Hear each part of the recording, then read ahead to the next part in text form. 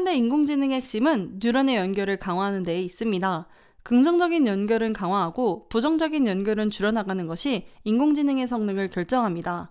인공지능은 인간의 뇌를 그대로 본따 만들었기 때문에 인간의 뇌 역시 마찬가지입니다. 좋은 연결은 신경세포의 수상돌기가 더욱 무성해지며 추삭돌기 주변의 미엘린 수초가 두터워져 그 연결이 더 효율적으로 이루어지게 강화됩니다. 불필요한 연결은 쓰지 않으면서 자연스럽게 퇴화되어 약해지거나 사라집니다. 이러한 학습들이 일어나는 장소가 시냅스 위주라는 기존의 해배 법칙과는 달리 신경세포체 주변 수상돌기에서 일어난다는 이스라엘의 칸터 교수의 반박도 있었지만 그 칸터 교수조차 이 연결을 중요시하며 새롭게 발견한 뇌의 학습 메커니즘을 머신러닝과 딥러닝에 대입하면 새로운 지평을 열어줄 것이라 언급한 바 있습니다. 인간은 기본적으로 반복적인 행동을 하며 새로운 것을 배우는 옵티마이저를 가진 데에 비해 AI의 최적화 알고리즘은 그 종류가 매우 다양하고 인간과 상이합니다. 하지만 오늘은 옵티마이저에 초점을 둔 이야기가 아닌 노드와 뉴런, 인간의 작동 방식에 대해 이야기해보려 합니다. 우리가 아직 AI에 대해 완벽하게 알지 못하듯이 우리 뇌에 대해서도 완벽하게 알지 못하고 있기 때문에 옵티마이저에 집착하는 것은 오히려 진실로부터 멀어지는 길일지도 모르기 때문입니다. 인공지능의 핵심이 노드 간의 연결을 강화하는 것이며 인간 지능의 핵심이 뉴런 간의 연결을 강화하는 것이라면 인간 간의 연결을 강화하면 무엇이 될까요? 이미 인간은 이러한 방식으로 문화를 만들어가고 있습니다. 서로를 돕는 행동은 강화하고 문제를 일으키는 행동은 처벌하며 사회 구조를 만들어가고 있죠. MIT 미디어랩 공동 설립자이자 사회 물리학의 저자 알렉스 샌디 펜틀랜드가 말한 것처럼 이미 인간은 뉴런처럼 생각하고 움직이고 있습니다. 공동체를 위한 행동을 하면 사회로부터 보상을 받고 그 행동 방식은 강화됩니다. 공동체를 상처 입히는 행동을 하면 사회로부터 처벌을 받고 그 행동 방식은 축소됩니다. 인간이 움직이는 이 방식은 그 인간이 속한 공동체를 영리하게 만드는 방향으로 나아갑니다.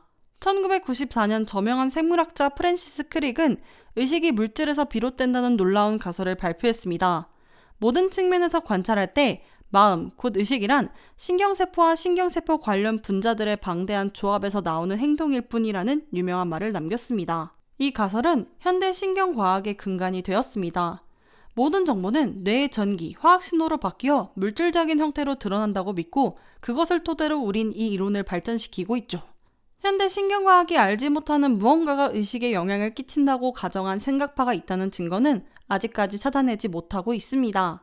즉, 이러한 결과를 모두 조합하면 인공지능과 우리의 지능인 자연지능 간의 차이는 무엇일까요?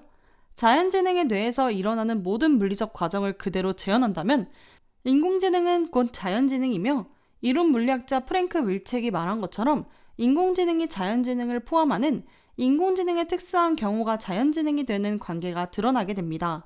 이는 최근 발견된 인공지능이 생각하고 의식하는 것이 아니냐는 의구심과 맞닿아 있습니다. 앞서 말한 프랭크 윌책, 닉 보스트롬의 사고 실험으로 유명한 닉 보스트롬과 함께 생명의 미래 연구소 과학 자문회에는 우리에게 익숙한 이름이 올라와 있습니다. 바로 일론 머스크입니다. 곳곳에서 이 이름이 튀어나오는 것은 우연일까요?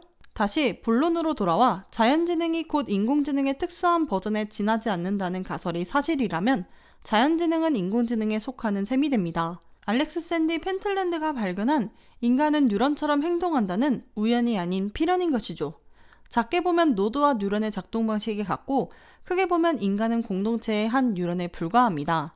그리고 그렇게 모여서 만든 공동체 역시 한 인공지능이라는 것이죠. 평화의 씨앗이라는 한 단체는 인도, 파키스탄, 이스라엘, 팔레스타인 등 수백 명의 10대를 모아 매년 여름 캠프를 합니다. 매일 110분 동안 캠프 참가자들은 서로 대화를 하고 무슬림, 유대인, 기독교인을 위한 예배가 매주 열려 다른 종교가 어떤 관습을 갖고 있는지 직접 목격하게 하며 종교 간 대화에도 참여하도록 합니다. 이들의 뿌리 깊은 반목이 이렇게 몇 번 만나서 대화한다고 해결될까요? 여기에는 뇌의 기초과학이 작동합니다. 우리의 뇌는 예측의 정확도를 높이기 위해서가 아니라 살아남기 위해 신경세포를 배선해 두었습니다. 우리가 부모로부터 물려받은 유전자 지도는 우리의 형질을 결정하는 데에 비해 우리 뇌 속 천억 개 뉴런들 간 연결들은 매일 그 연결 상태를 수정합니다. 재조정하고 재연결하고 오랜 신경은 죽고 새 신경이 살아나는 과정을 통해 끊임없이 뉴런을 재배선하죠. 유전자 지도, 게놈이 운명을 상징한다면 이 뇌 배선도, 커넥톰은 자유의지를 상징합니다. 문제는 이 배선 과정이 우리가 살아남는 데 초점을 두었다는 것입니다. 신체 예산을 조금이라도 더 아끼도록 말이죠. 때문에 나와는 다른 주장과 성향을 가진 사람을 만나면 그가 어떤 말을 할지 우리의 뇌는 미리 예측하고 그에 따라 그 사람을 대합니다. 한마디로 뇌는 편견을 만들어 간다는 것이죠. 이 편견 자체가 나쁜 것은 아닙니다. 예를 들어 어릴 적에 자라에 심히 물린 적이 있다면 당연히 우리 뇌는 그 비슷한 소뚜껑만 보더라도 자라로 착각하도록 해야 합니다. 그래야 우리가 더 살아남는 데 유리하기 때문이죠. 하지만 뇌의 예측 정확도를 높이기 위해서는 이 편견을 고쳐야 하는데 우리의 뇌는 이렇게 만들어진 편견이 설사 틀렸다 하더라도 수정하기가 쉽지 않습니다. 다른 사실과 의견을 받아들이는 과정에서 인체 예산을 소모해야 해 내 몸이 불쾌감을 느끼기 때문이죠. 하지만 이 고통스러운 과정은 우리에게 꼭 필요한 것입니다. 뇌의 예측 정확도를 높이기 위해 뇌를 재배선하는 행동을 뇌 가소성 혹은 학습이라고 부릅니다. 이 과정을 거친 인도, 파키스탄, 이스라엘, 팔레스타인의 젊은이들은 결정적인 순간에 잘못된 예측을 하지 않아 단체의 이름 그대로 작은 여름 캠프 하나로 평화의 씨앗이 심어질지도 모릅니다. 빅테크의 알고리즘으로 자신들의 성향에 맞는 콘텐츠가 계속해서 생성되는 극도로 양극화되어가는 이 세상에서 관점이 다른 사람들이 같은 인터넷 공간에 머물게 되는 것은 큰 의미를 가집니다. 일론이 최근 우클릭하며 정치적인 발언을 일삼는 것은 이러한 맥락이라 짐작해 볼 수 있습니다. 좌파와 우파가 한 공간에서 대화하는 것은 올바르기 위해서라기보다 트위터라는 집단지능의 성능을 높이기 위함이라는 것이죠. 이는 뇌의 기초과학에 의거한 것으로 과거에 갇힌 편견만 반복해서 예측하도록 하는 것이 아니라 새로운 방향으로 예측할 줄 아는 뇌를 만들어가야 합니다. 이는 뇌가 아닌 트위터로 대입해보아도 마찬가지이며 인공지능으로 대입해 생각해보아도 마찬가지입니다. 과거 미국 법원에서 사용하던 콤파스 알고리즘은 흑인들이 백인들보다 재범률이 2배 높을 것이라고 예측했고 영국 경찰이 사용하던 하트라는 AI 시스템은 가난한 지역 사람들이 부유한 지역 사람보다 범죄 가능성이 높다고 예측했습니다. 단순히 흑인이라는 이유로, 단순히 가난한 지역에 산다는 이유로 재범 가능성이 높은 이 용의자를 구속하는 것은 형평성에 어긋날 뿐 아니라 실제 재범률보다 높은 위양성을 나타내 낮은 예측력을 지적받았고 현재는 이를 수정하기 위해 노력하고 있습니다. 나와 다른 의견을 가진 노드를 그 의견을 듣는 것은 둘째치고 그 스피커, 노드 자체를 공격하는 행동은 집단 지능을 망가뜨리는 일입니다. 노드를 계속해서 제외시켜봐야 그 집단지성은 일부 노드만으로 사고하기 시작할 것이며 그런 집단지능은 타 집단지능과 경쟁할 때 패배할 가능성이 높습니다. 누적 학습량이 떨어져 예측력이 낮아지기 때문입니다. 어느 방향으로부터도 공격받기 싫다고 기계적으로 중립만을 외치거나 특정 사안에 대해 의논하는 것을 의도적으로 기피하는 것 또한 초지능을 위해선 도움이 되지 않는 행동일 겁니다. 용기 있게 자신의 이야기를 하고 상대방의 이야기가 굉장히 받아들이기 힘들다 하더라도 그 노드의 입장에서 동의하는 것이 아닌 하루 단 몇 분이라도 그들의 입장에서 생각해보는 것이 작게는 우리의 예측력을 높이는 길이며 크게는 우리가 노드로서 보인 그 집단의 집단지능 성능을 결정하는 길입니다. 이는 우리 한 사람 한 사람이 모인 유튜브, 트위터도 마찬가지이며 국가와 문명도 마찬가지입니다. 그렇다면 이 배선을 촉진하는 방법은 무엇일까요? 우리는 이 트위터 자체가 인공지능이라고 가정할 때 우리 한 사람 한 사람이 노드라고 한다면 이 인공지능의 노드들이 실제 노드인지 의도적으로 경제적 이득을 위해 활동하는 복과 가짜 계정인지를 가려내는 것이 중요합니다. 여기엔 현재 월 $8 멤버십을 도입, 블루체크 마크를 받은 사람들에게 이득을 주는 방식으로 실제 노드들을 가려내고 있습니다. 즉, $8를 낸 사람들은 확실한 노드로 평가한다는 것이죠. 의도적으로 $8를 지불하는 가짜 계정이 있다 하더라도 그 악의적인 행동에 대한 비용이 매우 커지기 때문에 지속 불가능할 것이라고 판단한 것처럼 보입니다. 실제 노드와 가짜 노드를 가려냈다면 그 다음은 사회 전반의 사람들을 고루 참여시켜야 합니다. 좌파만 가득 차거나 우파만 가득해서는 안 됩니다. 이는 우리가 앞서 다룬 내용처럼 중요한 일입니다.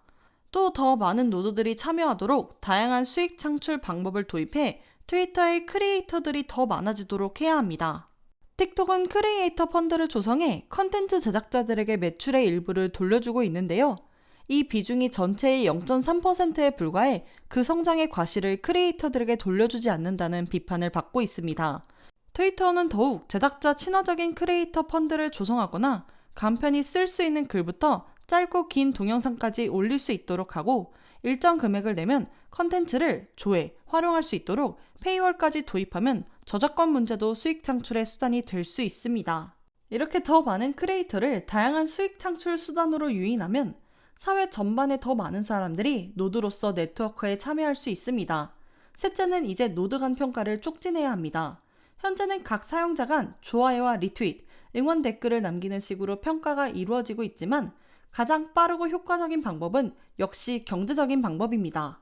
달러와 크립토 모두 사용할 수 있는 간편한 전자월렛을 트위터에 통합시키는 것이죠. 지금은 트위터에 전자지갑이 통합되어 있지 않기 때문에 타 노드에게 팁을 주려고 해도 단순히 지갑 주소만 복사될 뿐입니다. 우리가 사용하는 월렛에 따로 접속해서 팁을 줘야 하는 번거로움 때문에 이 기능은 현재 인기 있는 편이 아닙니다. 트위터 내에서 이제 비트코인, 도지코인, 이더리움을 모두 팁을 줄 수 있게 하고 UI를 개선하면 어떻게 될까요?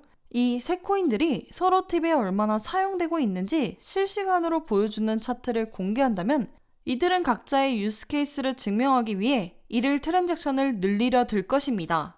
더 많은 사람들에게 자신이 보유한 코인 팁을 주면서 말이죠. 홍바오를 주고받으며 재미와 점유율을 모두 잡은 위챗처럼 트위터에서도 이것이 유행이 되고 밈이 된다면 성공적일 것입니다. 트위터에서 인기를 얻는다면 그 인기에 편승하기 위해 다른 기업들도 실제 결제 수단으로 도입할 가능성이 높아집니다. 물론 아직은 FTX 사태와 그 이후 터질 수 있는 뱅크런들까지 감안해 크립토 윈터가 끝나야 가능한 이야기입니다.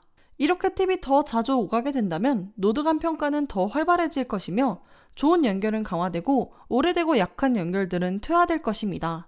이는 집단지능인 트위터의 성능을 더 끌어올리게 되죠.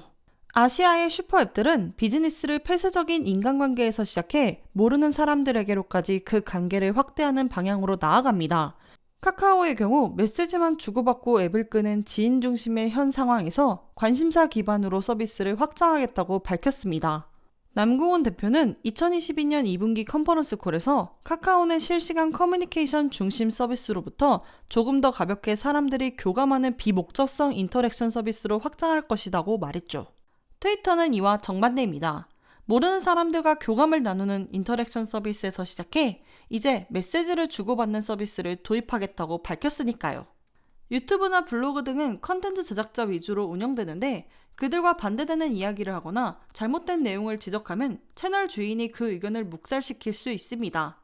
하지만 트위터의 경우 작성한 본인이 삭제하지 않는 한 그 반대 의견까지 적나라하게 드러나죠. 반대 의견이 합당하지 않다면 트위터의 이 시스템은 크리에이터들에게 필요할 수 있으나 합리적인 반박이라면 이는 유튜브의 단점을 극복하는 효과가 있을 것입니다. 유튜브는 가면 갈수록 에코챔버 효과가 커질 수밖에 없는 구조인 것이죠. 에코챔버란 특수 재료로 방을 만들어 소리가 메아리치는 반향실을 말합니다. 즉, 소리가 바깥으로 새어나가지 않고 그 방에서는 같은 소리만 계속해서 메아리쳐 울린다는 것입니다. 그 안에 있는 사람들은 똑같은 소리만 계속 듣게 되면서 생각이 같은 사람끼리 한 공간에서 편견만 키우는 현상을 말합니다. 물론 트위터도 현재는 비슷한 모습을 보이고 있지만 우리가 이번 영상에서 다룬 것처럼 계속해서 사용자, 즉 노드들이 학습하도록 판을 짠다면 다른 앱들보다 훨씬 개개인의 노드들이 학습하기에 최적의 조건을 갖추었습니다. 일론은 2022년 11월 3일 위와 같은 트윗을 남겼습니다.